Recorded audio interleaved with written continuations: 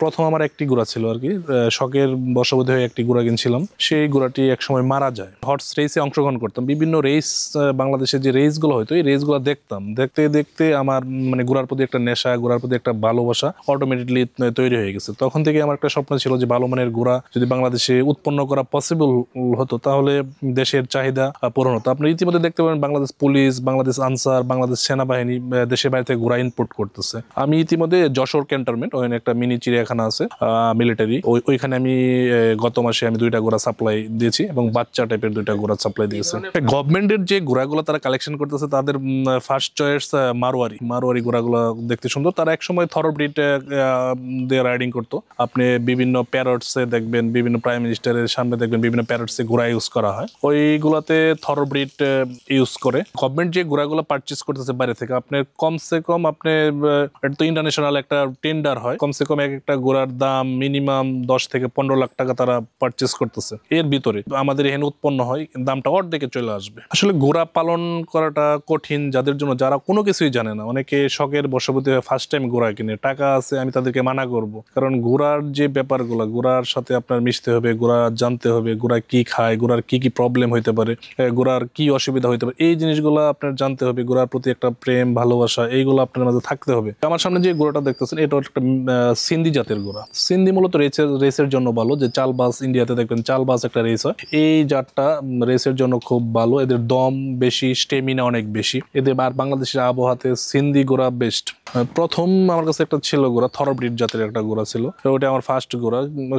আমি ওটা প্রথম কিনছিলাম প্রায় 2,40,000 টাকা দিয়ে কিনছিলাম, একটা থরব্রিড ঘোড়া। সে রেসে অনেক, আমি বাংলাদেশে প্রচুর রেস জিতছি। ওই ঘোড়াটাই আমার সারা বাংলাদেশ চেনাইছে এবং ঘোড়ার প্রতি যে একটা নেশা, ঘোড়ার প্রতি যে একটা প্রেম ভালোবাসা, ওই ঘোড়া থেকে আমার সৃষ্টি হয়েছে।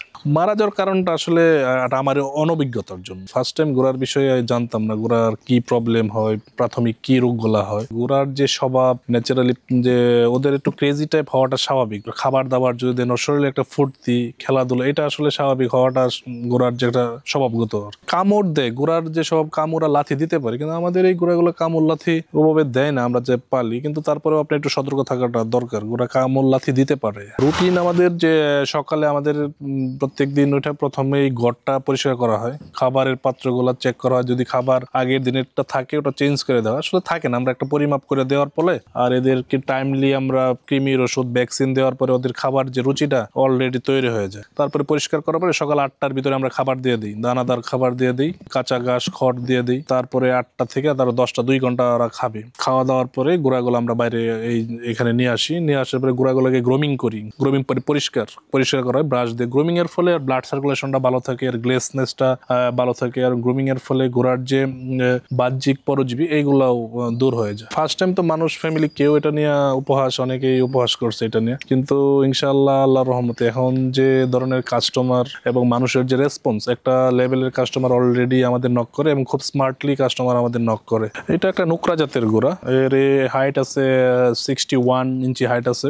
নোকরা আসলে যে সাদা হওয়ার কারণে ঘোড়াগুলোকে নোকরা বলে, আসলে মূলত এর জাত মারোয়ারি ব্রিডের একটা ঘোড়া। ঘোড়ার দামের যে বেসিক্যালি আসলে এটা শৌখিনতা, অনেকে এগুলা নিয়ে ইনসাল্ট করে যে 3 লাখ 4 লাখ 5 লাখ টাকা। আমি 1 ইয়ারে প্রায় 100 ঘোড়া প্লাস সেল করছি ইনশাল্লাহ। এটা আমার মেইন পেশা, আমি একটা জব করি, হেলথে জব করি, কিন্তু আমার এখন মেইন যদি বলেন, আমার মেইন পেশা বলেন, মেইন শখ বলেন, মেইন আমার হর্স ফার্ম। আমি শরীফুল ইসলাম সঞ্জু, আর আমার ফার্মের নাম সঞ্জু হর্স ফার্ম। এটা মূলত একটা হর্স ব্রিডিং ফার্ম। আমার কাছে প্রায় 4 প্রজাতির ঘোড়া আছে। ব্রিডিং ফার্মের মাধ্যমে আমি বাংলাদেশে ভালো মানের ঘোড়া উৎপন্ন করার লক্ষ্যে আমি কাজ করে যাচ্ছি। ইতিমধ্যে আমার ফার্মে কিছু ঘোড়া প্রেগনেন্ট আছে, কিছু ঘোড়া প্রেগনেন্ট হয় নাই, মানে এটা নিয়ে আমি মূলত কাজ করতেছি। আর সারা বাংলাদেশে যে ঘোড়ার যে চাহিদাটা, এটা আলহামদুলিল্লাহ এখন যে ইয়াং যারা আছে, তরুণ যারা আছে, এরা অলরেডি তারা হর্স রাইডিং এর দিকে তারা আগ্রহ বাড়ছে। এবং আপনি 16 ডিসেম্বরের পর থেকে সারা বাংলাদেশে আপনি দেখতে পারবেন যে হর্স রেস, সারা বাংলাদেশে প্রচুর হর্স রেস হয়। এটা বাংলাদেশের একটা গ্রাম বাংলার ঐতিহ্য। এটা ইতিমধ্যেই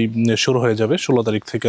বিভিন্ন জায়গায় ঢাকা, সিলেট, টাঙ্গাইল, ময়মনসিংহ, মুক্তাগাছা, বিভিন্ন জায়গায় এই প্রোগ্রামটা হয়। মূলত আমি এটা নিয়ে প্রায় 13-14 বছর যাবত কাজ করতেছি হর্স নিয়ে।